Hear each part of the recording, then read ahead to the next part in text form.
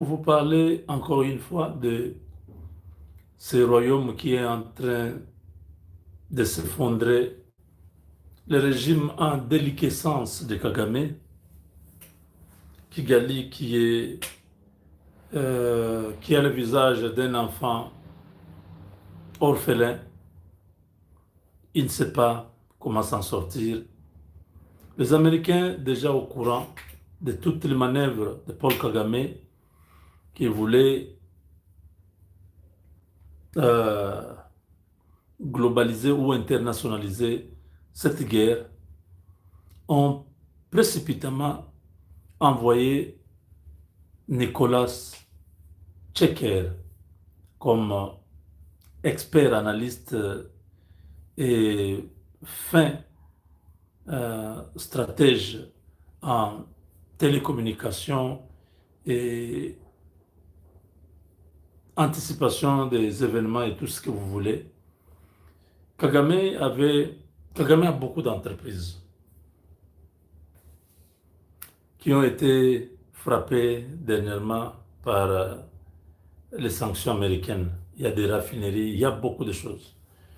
Kagame a des entreprises qui ont été frappées par le fait que l'armée rwandaise a été sanctionnée.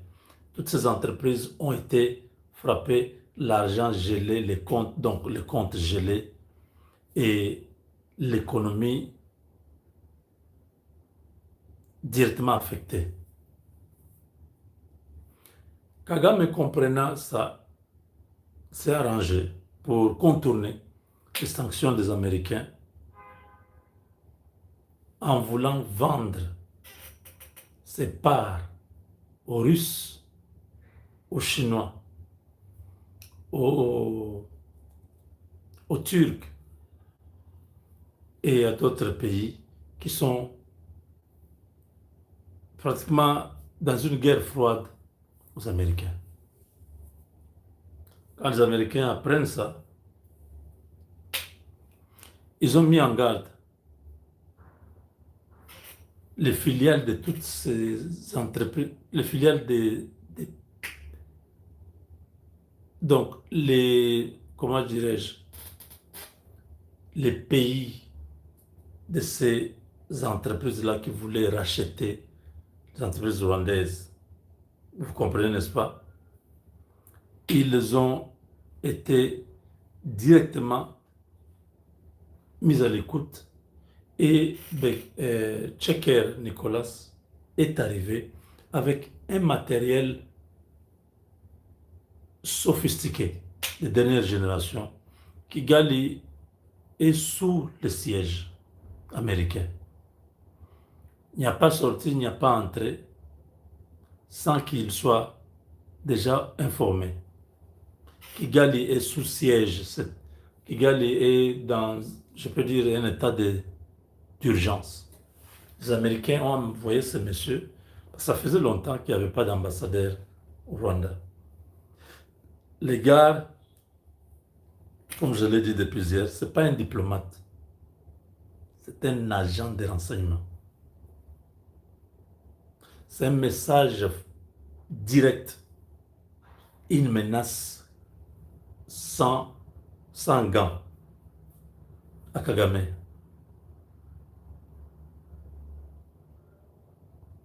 Je ne sais pas si vous comprenez ça. C'est un langage en diplomatie. Quand on vous envoie un militaire, par exemple, à la place d'un diplomate, c'est-à-dire vous dites, là, nous sommes dans une confrontation. Et celui-là, c'est un expert de la sécurité des renseignements. Ça veut dire quoi? Tout Kigali est déjà pris en... On a déjà pris en compte, on a déjà pris le contrôle de Kigali. Tous les minéraux sont maintenant contrôlés par les Américains. Tout ce qui passe par le Rwanda, ils sont au courant. Tous les matériels militaires que l'Union européenne, la Russie, la Chine envoyés au Rwanda, il n'y a plus moyen. Est-ce que vous comprenez? Parce qu'ils sont là.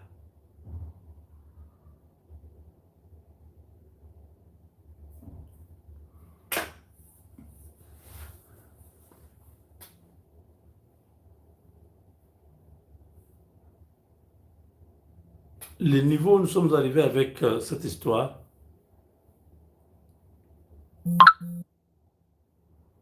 vous allez apprendre que les choses se sont passées en silence au Rwanda.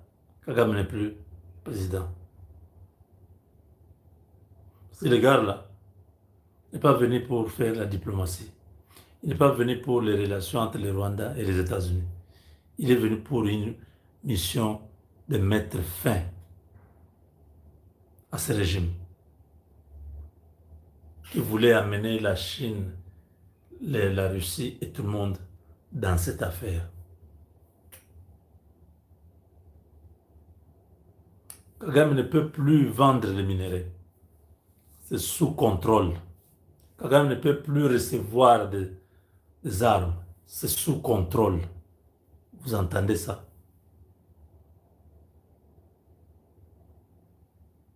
Les entreprises rwandaises sont en faillite.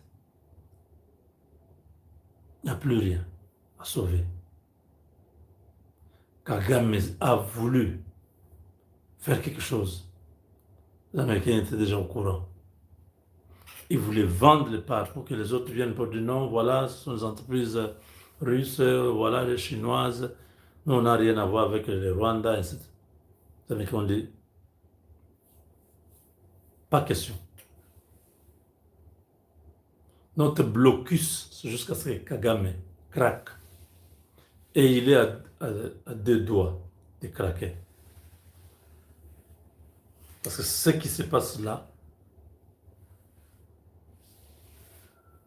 c'est une vraie stratégie d'étouffement. Kagame est fini. Vous entendez encore Ruto interférer? Non, je vous pose la question. Non. Est-ce que les fils de Museveni continuent à appeler Kagame son oncle? Je pose la question. Les pays qui les soutenaient là, les Kenya, l'Ouganda, ils s'approchent encore du Rwanda. Pourquoi? Eux-mêmes sont en train de se dire, mon Dieu, on ne pensait pas que Tshisekedi pouvait être un vrai danger comme ça. Oui. Museveni a déchanté. Il ne parle plus du Rwanda. Son fils n'en parlons pas. Ruto n'est même pas... Vous entendez on parler de EAC.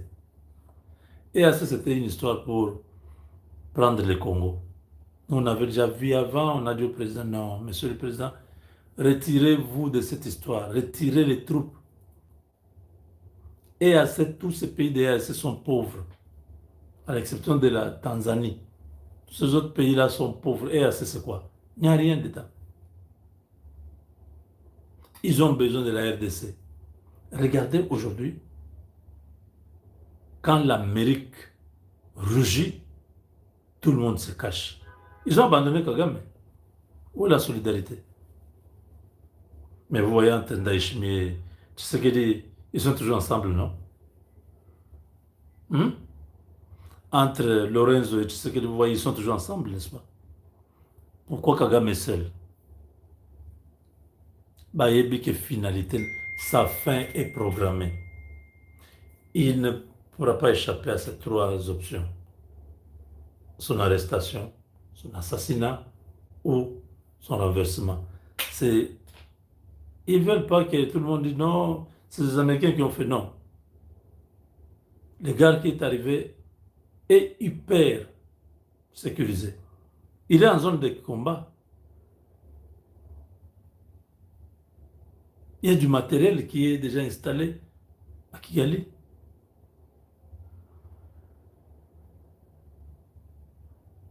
C'est l'Amérique qui est là. On a assiégé le Rwanda. L'ambassade là, c'est tout un pays. L'ordre viendra de qui, quand? Mais la présence de ce monsieur, exactement comme la présence de Mike Hammer, un agent de la CIA à Kinshasa, Hippolyte Galamba a abandonné le pouvoir. Il a fui. Il ne pouvait pas. Les gars, Hippolyte Galamba a refusé de prendre son accréditation pendant presque 3 mois. On a menacé. Des militaires américains sont venus au Gabon, tout ça. Vous connaissez l'épisode.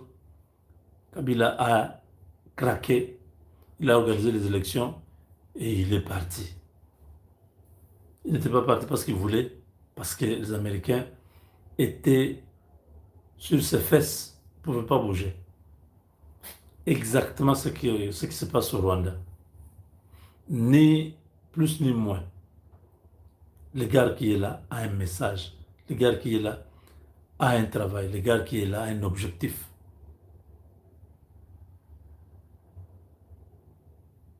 We don't want to hear about this man anymore. Nous ne voulons plus jamais entendre parler de ce monsieur. Quelle est la procédure? C'est la CIA. C'est la plus haute agence d'intelligence du monde. Ils connaissent des méthodes. C'est terrible.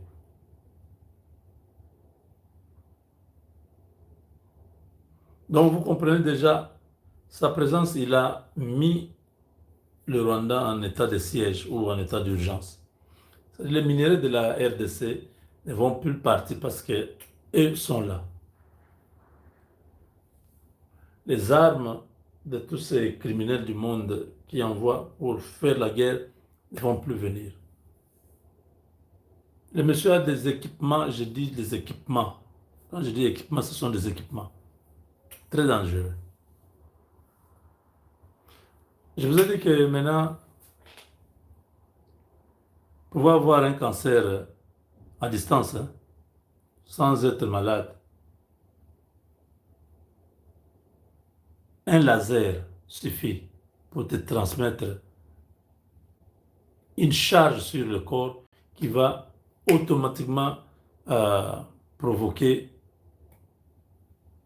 un dysfonctionnement de certaines cellules et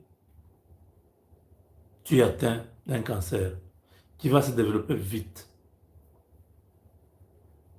Mais il était bien. C'est pas le poison. Les Américains sont allés loin. Je dis bien un laser.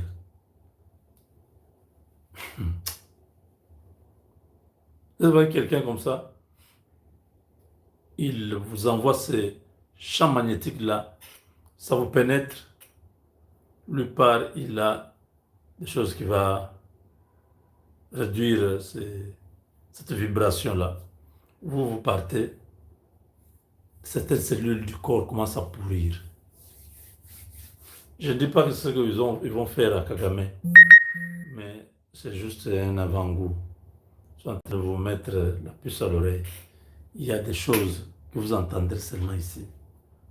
Quand je vous dis,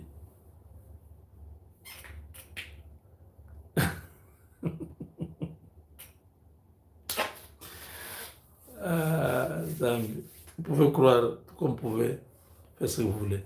Mais je vous dis, les gars là, il est dangereux.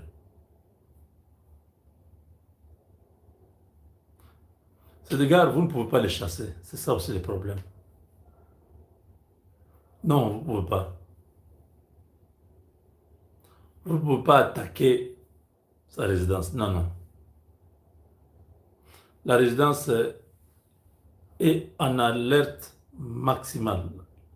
Donc, l'ambassade du Rwanda et des États-Unis au Rwanda, la résidence de l'ambassadeur,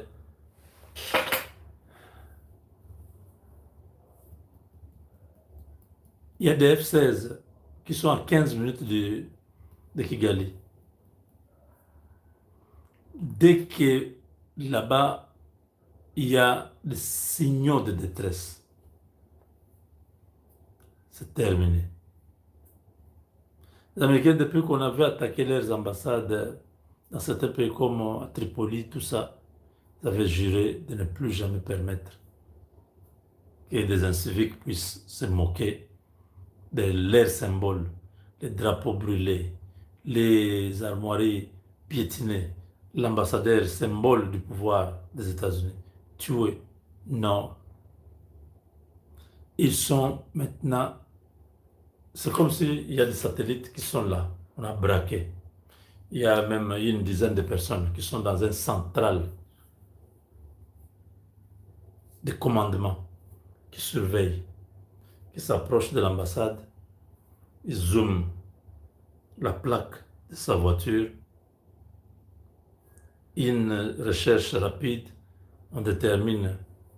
La recherche là, ils font quoi? Ils le font dans la base de données de la direction des véhicules du Rwanda. Je ne sais pas comment on appelle ça là-bas. Mais la direction qui s'occupe des véhicules, de la livraison de plaques, ils peuvent faire intrusion dans la base de données du Rwanda et voir cette plaque correspond à quel individu. Ah oui, là c'est le ministre de la Justice. Qu'est-ce qu'il va faire à l'ambassade? Ils peuvent. Donc ils savent, il y a des caméras, des drones, il y a tout. Vous attaquez l'ambassade, un F-16 viendra juste terminer le travail. On connaît les résidences de Kagame qui sont dans la ville et qui sont dans la périphérie de la ville. Même ces résidences qui sont chez les sœurs religieuses, même les bunkers. Donc ça a été déjà répertorié, c'est même pas la peine. Donc il y en a où, s'il est à Kigali, c'est un homme fini. L'ayatollah, l'Iran, très puissant. Mais on connaissait exactement où il était. Maduro, on connaissait exactement ses fréquentations, ses mouvements. Ils ont fini. Mais là, vous avez un vrai flic, un spy, un vrai espion qui est venu pour une mission. Et on attend. Kagame n'a pas eu de preneur. Toutes les entreprises ont rejeté l'offre. Parce que s'ils achetaient ces entreprises du Rwanda, eux-mêmes seraient sanctionnés. C'est ça même le sens de ce que Scott Besson disait. Il dit, tout celui qui va aider, celui qui est sanctionné, à contourner nos sanctions, lui aussi sera sanctionné. C'est comme ça que je vous avais dit. Si vous voyez Hippolyte Kanambe, quelqu'un lui donnait même 20 dollars. Cherchez à contacter les départements d'État pour qu'on vous mette déjà sur la liste de ceux qui vont récupérer 1 million de dollars. Hippolyte Kanambe n'a pas le droit de toucher à tout ce qui est américain. C'est comme quelqu'un qui a la lèpre. Il doit être en quarantaine. C'est ça Hippolyte Kanambe. Il n'est plus accepté, il n'est plus aimé, il n'est plus tout. Ça tourne mal. Même en Zambie, on l'a chassé. Maintenant, il ne peut plus arriver là-bas en Zambie. Parce que lui et Katumbi soutenaient l'opposant. Le président dit, ah bon, donc vous venez ici pour des activités subversives. Je ne veux pas vous voir dans mon pays.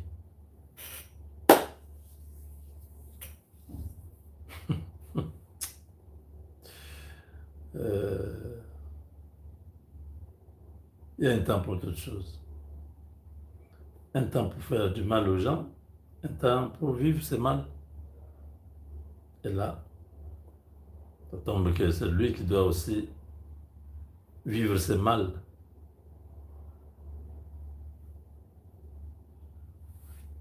C'est fini. La fin de l'histoire. Moi, je n'ai rien d'autre que de vous dire ce que j'entends. Oh, mais tu avais dit les 15, oui. J'avais dit les 15. Oh, non. Je n'avais pas dit. J'avais dit ce que Marco Rubio avait dit.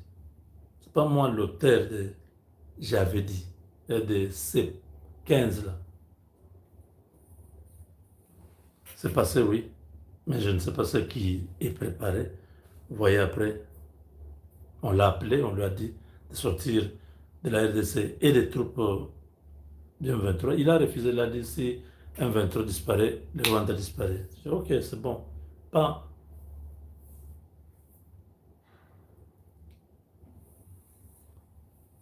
un ambassadeur qui arrive.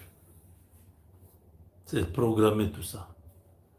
Très bientôt, les Congolais seront dans la rue pour célébrer. Avec Dieu, nous sommes vainqueurs.